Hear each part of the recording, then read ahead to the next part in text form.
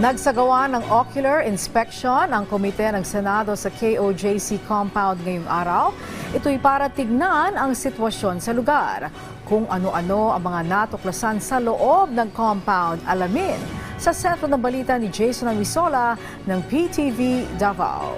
Live! Angelique, naging maayos at matiwasay ang isinagawang ocular inspection ng Senado sa loob ng KOJC compound ngayong araw. Angelique, pasado alas 10 ng umaga ay sinimulang mag-ikot ni Senador Bato de la Rosa at Senator Robin Padilla kasama ang legal counsel ng KOJC na si Attorney Israelito Torion. Unang pinuntahan ng grupo ang katedral na sinasabing kinalalagyan di umano ni Pastor Apollo Quiboloy. Ito ang unang pagkakataon na nakapasok muli ang mga miyembro ng KOJC sa nasabing lugar. Wala tayong nakitang command post ng PNP, kabaliktaran ng kumakalat sa social media. Pinasok din ang area na ayon pa sa PNP ay secret door, pero napag-alamang ito ay papunta sa holding area ng mga bisita sa katedral. Dito rin nakita ang sinasabing sahig na may dugo umano na naging dahilan kung bakit pumunta ang Soko sa nakaraang mga araw. Ito pala ay natuyo lang na rugby. Sunod na pinuntahan ay ang basement ng Jose Maria College o JMC na sinasabing may entrance o lagusan umano sa bunker na pinagtataguan ni Pastor Quiboloy. Doon nadiskubre ang mga bago pang semento na sahig sa pamamagitan ng ultrasonic concrete testing.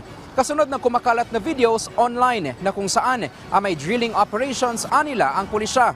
Ayon sa Davao City building officials, nasa 1-day-old pa ang semento. Bagay na ipinag-utos ni Senator De La Rosa na muli itong hukayin. May ilang pader rin ang bago lang tinakpan ng semento at pinatungan ng epoxy. Pinuntahan din ang hangar na kung saan natuklasan ang nasirang pader na patungong Davao International Airport. Pero ito ay inaayos na. Ayon kay Senator De La Rosa, makikipag-usap pa siya sa legal counsel at malalaman pa ang kasagutan ng PNP sa gagawing hearing sa Sangguniang Palunsod sa Davao City. Angelique, matapos ang inspeksyon ay agad dumiretso ang mga senador at ang legal counsel ng KOJC papunta sa SP Building sa San Pedro Street sa Davao City. Habang nagpapatuloy ang mga aktibidad ngayong araw ay sabay-sabay naman na nagdasal ang mga miyembro ng Kingdom of Jesus Christ sa loob ng nasabing compound. Yan na muna ang latest mula rito sa Davao City. Jason Amisola para sa Pambansang TV sa Bagong Pilipinas. Maraming salamat sa iyo, Jason Amisola.